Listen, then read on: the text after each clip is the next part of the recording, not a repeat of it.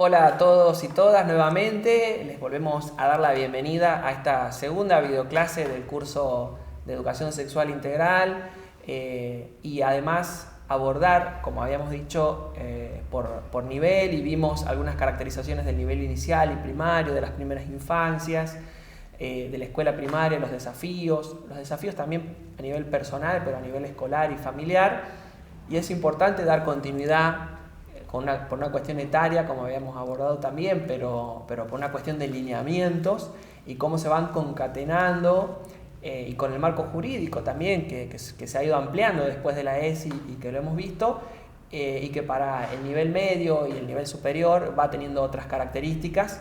Por eso nos parecía importante hacer esta diferenciación entre las videoclases, entre ejes, y poder caracterizar la educación secundaria y la educación superior desde perspectivas que pueden permitirnos profundizar un poco más o complejizar ciertos conceptos. Así que, bueno, así vamos a comenzar y, bueno, la posta la va a tener en esta oportunidad Damaris y vamos a ir haciendo nuestras consideraciones. Bien, bueno, vamos a empezar planteando primero, en el nivel medio nos encontramos con las adolescencias, ¿no? Que se encuentran en un proceso de reconstrucción de su psiquismo y en eso también un proceso de independización, ¿no? Esto que vos hablabas, que establece justamente el Código Civil, esta emancipación paulatina y empiezan a diferenciarse de estas figuras significativas que son las familiares en una primera instancia y comienzan a reidentificarse con otras figuras significativas. Entre ellos también pueden ser algún docente que resulte representante de aquello que el adolescente puede anhelar o le puede gustar ser en algún momento de su vida. En este proceso de diferenciación también se produce todo un revuelo en relación a lo emocional, ¿no? De hecho, muchas veces el mismo adolescente comienza a manifestar de no saber qué es lo que le pasa, ¿no? No entiendo, estoy un día muy bien, otro día mal, y que tiene que ver con toda esta reestructuración psíquica y el empezar a comprender y a reflexionar cuestiones que ha vivido en su infancia, a resignificarlas, ¿no? Y que eso los atraviesa emocionalmente. Entonces es muy importante continuar esto que se inicia en el nivel primario, en el nivel inicial, nivel primario, en el nivel secundario, continuar trabajando sobre las emociones. Muy característico en la adolescencia es el pasaje al acto, ¿no? El continuo actuar del adolescente desde el cuerpo, desde lo cotidiano, ¿no? El adolescente que está con las amistades, con los pares y se está empujando, se están abrazando, ¿no? Y bueno, desde ese lugar también manifiestan sus emociones. Y pensemos en aquellos casos en los que no pueden hablar, no pueden contar lo que les está pasando, lo ponen en acto. Y ahí aparecen todas aquellas patologías del acto, como son, por ejemplo, las autolesiones, ¿no? En sus múltiples presentaciones, las múltiples maneras y modos en que puede ser y que no tiene que ver solamente con el cutting, sino también con las patologías ligadas a la conducta alimentaria, también estos intentos de suicidio, ¿no? Que son tan característicos lamentablemente en nuestra época y que eso también se liga con otro punto importante en el trabajo del nivel medio y superior, que es el proyecto de vida, ¿no? Esto de poder ellos ir construyendo a partir de su historia y de toda esta resignificación durante la adolescencia de un proyecto que le empiece a dar sentido a la vida que transitan en su actualidad. Entonces tenemos adolescentes que parece ser que han empezado o han aprendido, mejor dicho, a expresar sus emociones. De hecho, la sociedad tiende a nombrarlos hasta de manera despectiva como la generación de cristal, ¿no? Dicen, bueno, a todo les afecta, todo les molesta, los deprime o les pone mal. En mi época empiezan desde ese lugar más nostálgico. Entonces, parece que los chicos han aprendido a manifestar sus emociones, a expresar lo que le pasa. El punto, y vuelvo a algo que hemos trabajado en el primer eje, es ¿qué hacen con esto que les pasa? que ellos pueden reconocer sus emociones, de estar enojados, de estar molestos, de estar decepcionados, frustrados, pero pocos son los que saben qué hacer, pocos saben cómo desarrollar esas habilidades que le permitan atravesar de manera saludable estas emociones que a ellos los desborda o los desestabiliza. Entonces me parece como una forma de trabajo en las adolescencias es trabajar con los estudiantes poniéndolos en situación, porque muchas veces uno como docente se queda en lo informativo, pero no podemos llegar a esto de la construcción individual y personal. En la adolescencia es muy importante que el chico en esta independización paulatina vaya asumiendo responsabilidades, ¿no? Entonces se tiene que responsabilizar también de lo que le pasa. Estoy triste, me tengo que hacer cargo de esto y no dejar que sea un otro el que resuelva, ¿no? Entonces, desde ese lugar me parece que es importante partir de alguna situación concreta, ponerlos en situación y que desde ese lugar se pueda llegar a una instancia de reflexión. A ver, ¿qué es lo que nos pasa a cada uno? Partir de una situación que haya sucedido en el aula, en los pasillos, en los grupos de WhatsApp, que también son muy característicos y que también traen problemáticas que después se reflejan en el aula. Entonces, hacer un camino inverso, del momento de acontecer a un tiempo reflexivo. El adolescente ya tiene las posibilidades psíquicas de poder reflexionar y resignificar sobre lo que le pasa, ¿no? Y qué importante en esto de la resignificación, porque vos hablabas de la reconfiguración de la psiquis, pero también va acompañado de los cambios corporales. Entonces eso también va moldeando ciertas conductas frente a la falta de información o a no poder lidiar muchas veces, porque además en lo que uno cambia corporalmente en la adolescencia, también como decía Ana en el video anterior, tiene ciertas representaciones que están vinculadas al estereotipo o a las hegemonías corporales inclusive, y vienen emociones que se pueden asociar a la frustración producto de no alcanzar esos propios estereotipos que la sociedad impone. Entonces también tiene que haber un espacio para ese debate de lo corporal. La ESI por suerte en sus lineamientos también incorpora la salud como un eje central vinculado al cuidado del cuerpo, a reconocer a la otredad y a la diversidad corporal también. Entonces es una etapa. Y otra cosa de la importancia de los niveles, porque por ahí tendemos a estimar a la niñez o con una cuestión proteccional y como dotándola de mayor importancia y como relegando a la cuestión de la adolescencia a cuestiones que se adolecen y que son como un inevitable y restándole importancia. Entonces todos los niveles, inicial, primario, secundario, superior, todos tienen que tener el mismo nivel de importancia de abordaje, porque todos van a estar atravesados por características, pero el proyecto de vida quizás es uno determinante también. Sí. Esto que decís, Guille, es fundamental, porque lo que uno escucha de los adolescentes es esto de que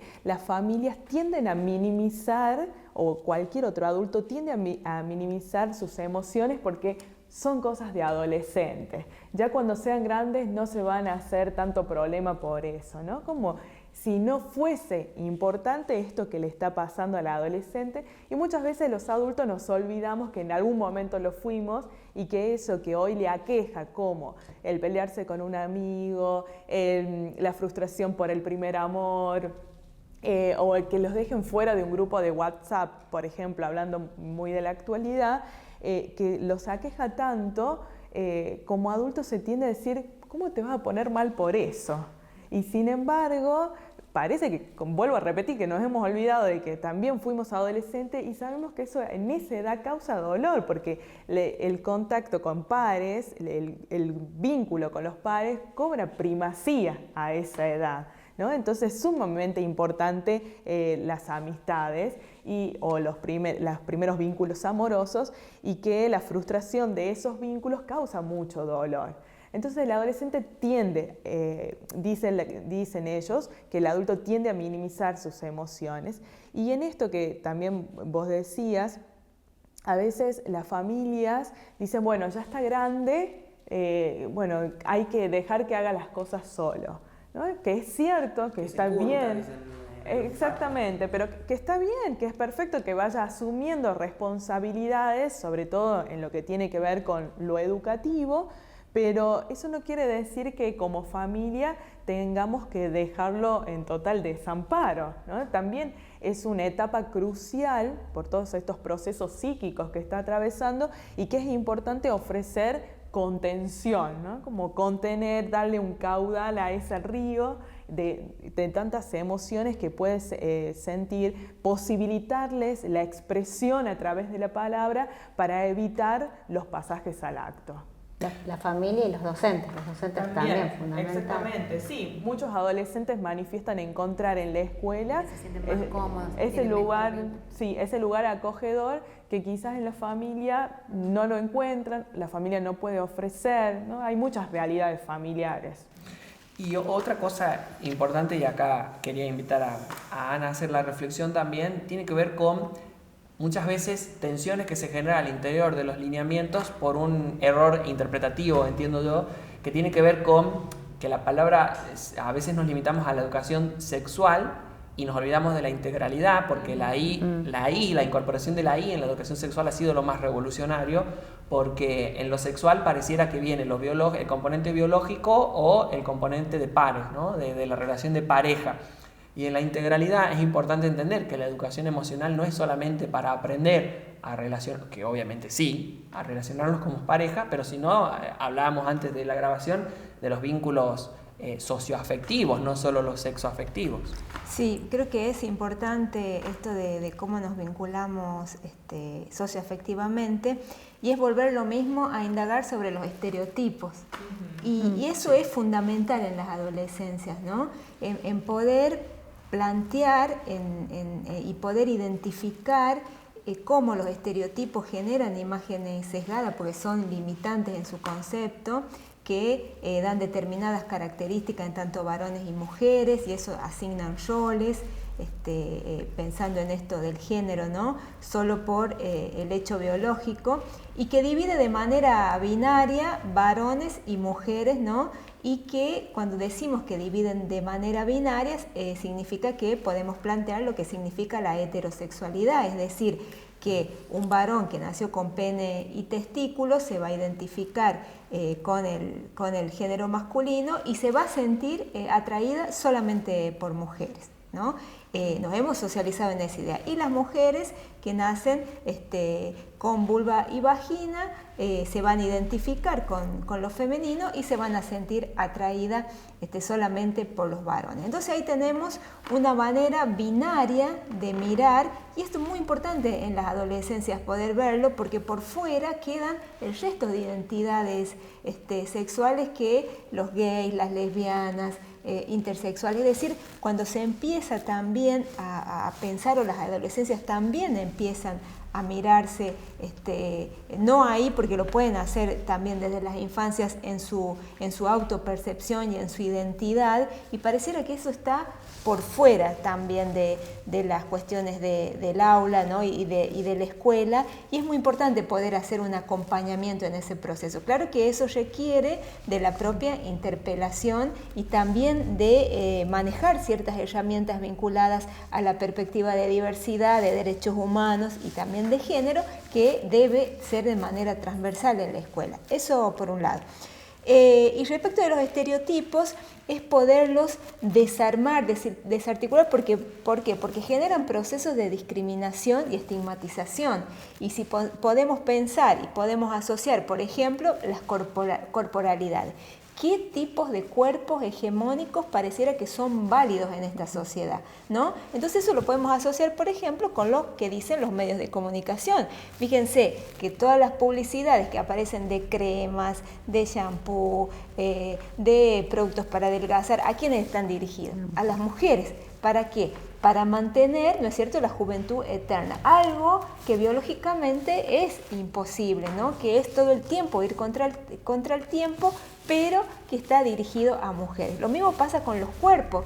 ¿Qué pasa con la opinión que tenemos de las corporalidades, ¿no? Y ahí sí que aparecen los estereotipos, ¿no? Cuando decimos algo y aparecen las palabras peyorativas sobre la imagen de otro, sobre la forma. Entonces, en la adolescencia es sumamente importante, me parece, trabajar los estereotipos que no genere discriminación ni por el color de piel, ni por la nacionalidad, ni por el origen, ni por el valle en el que vive.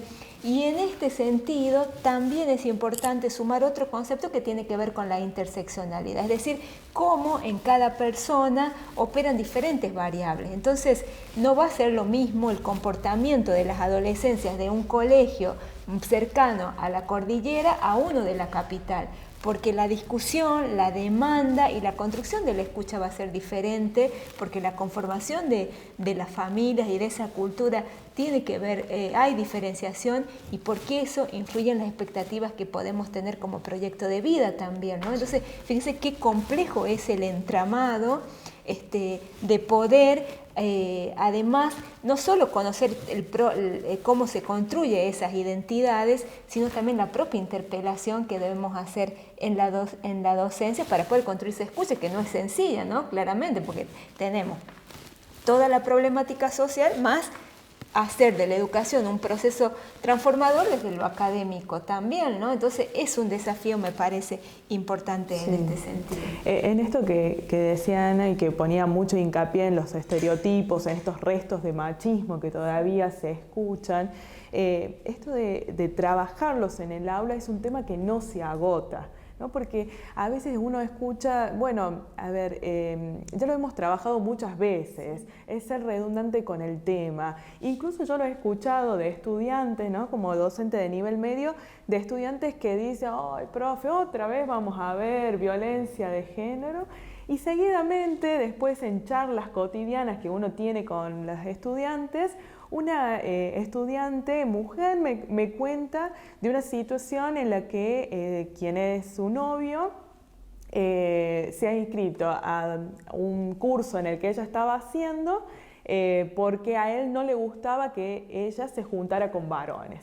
Entonces de repente este chico se involucra en ese grupo y está constantemente con ella, la acompaña, se queda allí, me dice en un momento, bueno, si yo me junto y hablo con los varones, él me está mirando y me mira mal, ¿no? Entonces digo, bueno, por un lado tenemos a los chicos que reniegan porque dicen otra vez el tema, pero en la realidad misma, por eso remarcaba que es importante ponerlos en situación, en la realidad misma uno observa que pueden tener información pero no saber qué hacer con ella. Sí, claro, por supuesto. Pensemos en las violencias en los noviazgos, es decir que ahí ya empezamos a pensar que las violencias por razón del género no aparecen en la edad adulta, pueden aparecer en las adolescencias, los embarazos no intencionales, los abusos sexuales en las adolescencias, que a veces en las infancias, que cuando se trata cierta temática puede aparecer eso y alguien puede lograr poner en palabra una experiencia tan dolorosa y poder iniciar un acompañamiento. Es decir, que son como disparadores que sí impactan en la vida de las adolescencias, dependiendo claramente de su historia propia, ¿no? Individual, familiar y cultural, pero que es muy importante poderlo trabajar. Y creo que a veces no es necesario tener ni un día específico para trabajarlo, sino generar un trabajo cotidiano, por ejemplo, en el trato, en el uso de la palabra, en la no descalificación del otro, ni por lo que es, ni por su corporalidad. Ese es un buen ejercicio que se puede hacer, porque ahí uno construye escucha, ¿no? Y practicamos en comunidad qué cosas no dejamos de decir. Es como cuando decimos, no hacemos más chistes machistas, no es que es sensibilidad, no es que ya no se puede decir nada, sino que son discursos estigmatizantes, ¿no? Y que lastiman. A mí me parece muy importante en las adolescencias pensar en esto de la palabra y del estereotipo y de la estigmatización y discriminación, cuánto podemos lastimar a la otra persona a veces en el uso de las palabras discriminatorias. Entonces puede ser un ejercicio diario, no necesariamente una actividad áulica, pero sí un ejercicio diario en el trato, por ejemplo. Y en el aula, sí volver a remarcar lo que habíamos planteado en el primer eje, el poderlo trabajar de manera transversal, ¿no? Porque en esto que vos hacías referencia, situaciones de abusos que se ha sufrido en la infancia y que por no contar con las herramientas psíquicas, un niño no entiende qué es lo que está pasando, pero en la adolescencia, ya adquiriendo nuevos conocimientos, resignifica esa situación. A mí me ha pasado a abordar situaciones en las que un profe de historia dando clase de dictadura y en la que contaban sobre los abusos que acontecían en ese hecho, muchas chicas empezaron a reconocer, esto que me pasó era abuso, esto que hicieron conmigo fue abuso, ¿no? Entonces se puede trabajar de manera transversal, no es algo específico de algunas materias o espacios curriculares. Y que encarar este desafío también implica, y esto lo hemos dicho seguramente en todas las capacitaciones que dimos, un esfuerzo de compromiso personal que hay que dar, ese es el primer paso, y también de formación continua, esto que decías vos de que no se agota, que es un tema que nosotros y nosotras permanentemente aprendemos inclusive de la práctica pedagógica misma, porque la realidad siempre va a superar a la teoría, y que implica capacitarse, y para eso promovemos estos espacios también, pero que también hay muchos recursos. Esto que decía Ana de los vínculos que uno puede generar o las pautas que uno puede generar en la escuela tienen que ver con la convivencia escolar y que hoy día tienen mucho nivel de conflictividad, producto de todo lo que venimos hablando a lo largo de la capacitación, y que, por ejemplo, se han desarrollado y viene a cuenta un protocolo que fue el primero de la Argentina, el protocolo para los casos de bullying, y que encima fue sancionado como ley el año pasado. Entonces tenemos una norma con rango de jerarquía obligatoria, pero que a su vez es una herramienta que tiene dos etapas, que la primera es la más importante porque es la preventiva y la más pedagógica, donde se pueden generar inclusive esas pautas, que este protocolo va de la mano con el protocolo de anoticiamiento y vulneración de derechos, que va de la mano con los lineamientos de la ESI, y que son herramientas de mucha utilidad para generar estas pautas, porque inclusive, y lo decíamos en la videoclase número 1, esto de exteriorizar las emociones de determinada manera, en la adolescencia se da, quizás con más frecuencia que en los otros niveles, la exteriorización de las emociones a partir de conductas de carácter o violento o de discriminación hacia la otredad, y que tienen que ser abordadas inclusive pedagógicamente, no solo tomar un protocolo de forma reactiva porque ya estoy frente a un derecho vulnerado, porque ya estoy frente a una etapa donde tengo que sancionar, reprimir o castigar, sino abordar la etapa anterior, que es donde vamos a poner en palabras, donde vamos a poder ejercitar y promover estas habilidades, que en el nivel medio,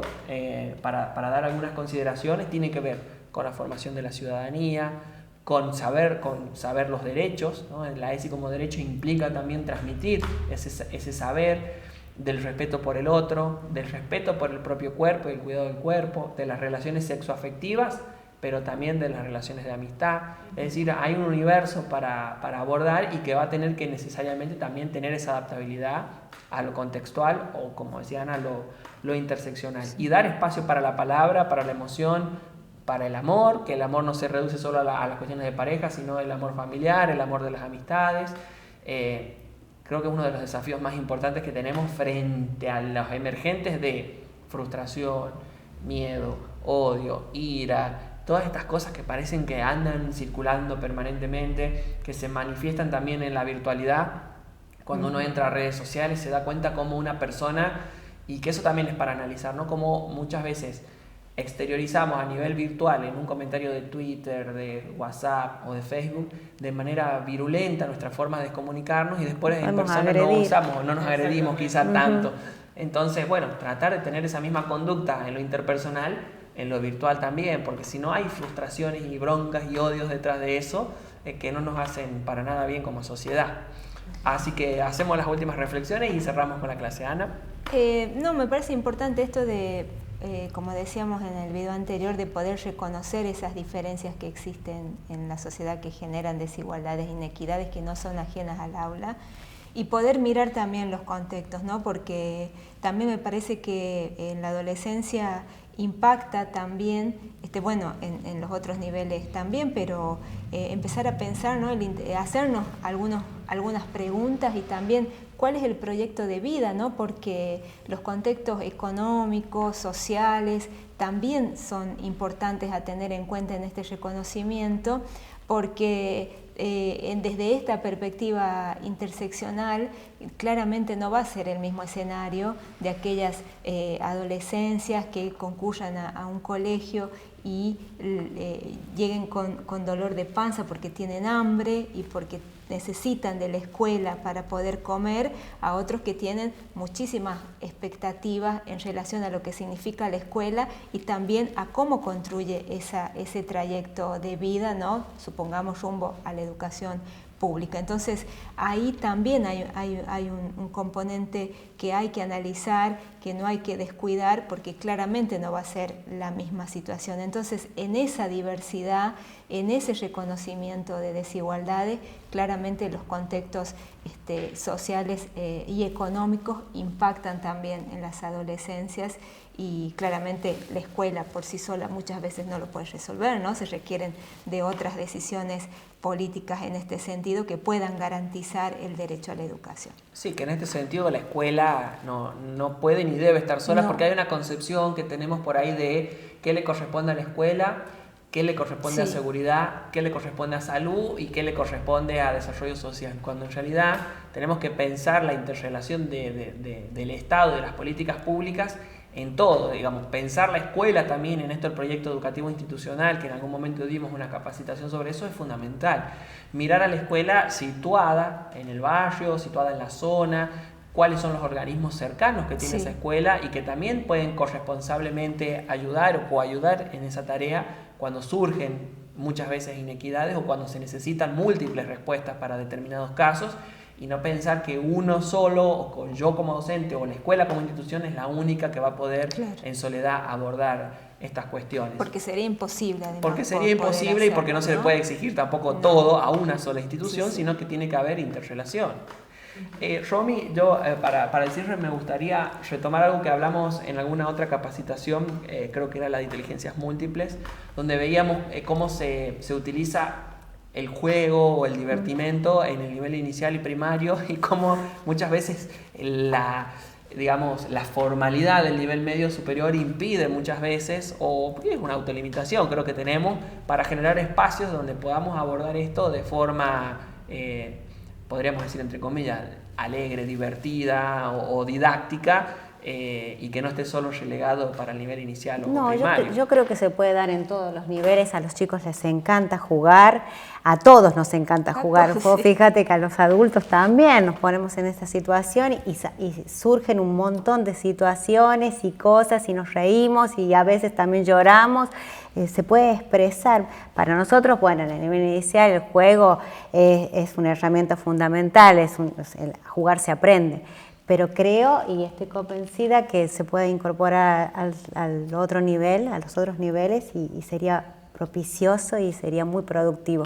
Sí, yo con eso me sumo. Me parece que es importante quizás a través del juego devolverles a los adolescentes la capacidad de fantasear.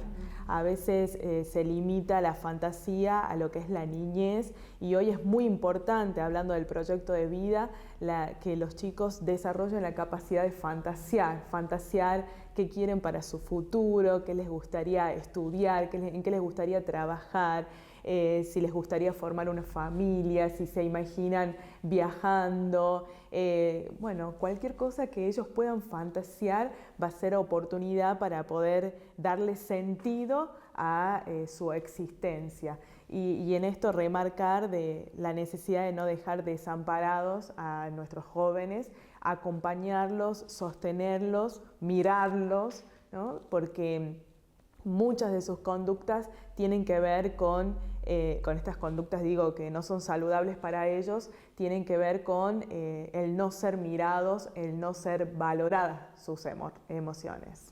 Bueno, muy importante, la verdad, ha sido hasta esta segunda videoclase poder abordar la ESI desde la perspectiva de la educación emocional y desde la perspectiva de género. Fijemos cómo todo tiene que ver con todo. y por eso también es importante generar espacios o instancias donde podamos acceder a la Ley Micaela, que es, yo siempre lo digo así, la Ley Micaela, para los que no hemos tenido ESI, es nuestra ESI, ha sido nuestra ESI tardía, digamos. Entonces, a quienes quizás somos formadores y hemos ido a la escuela primaria y secundaria en la década del 90 o a principios de los 2000, cuando todavía la ESI no era una ley, no hemos tenido esa oportunidad. Hoy tenemos en Ley Micaela la oportunidad de tener nuestra ESI, así que invitarles también a hacer esa capacitación. Nosotros vamos a promover espacios en el CELAR de Ley Micaela y a seguir dando continuidad a la ESI como una cuestión transversal que también tiene que ser sostenida en estas épocas de muchos retrocesos, que al menos como provincia de La Rioja vamos a sostener desde este sindicato, pero inclusive vamos a exigir en nuestras paritarias que la ESI sea un cargo al que se pueda acceder por concurso y que esté garantizada en todas y cada una de las escuelas, amén de las voluntades o de los compromisos individuales. Esta es la segunda clase que ha llegado a su final. Gracias por llegar hasta esta instancia. La tercera y última, educación especial, atravesada también por las emociones, la educación emocional y la ESI. Muchas gracias.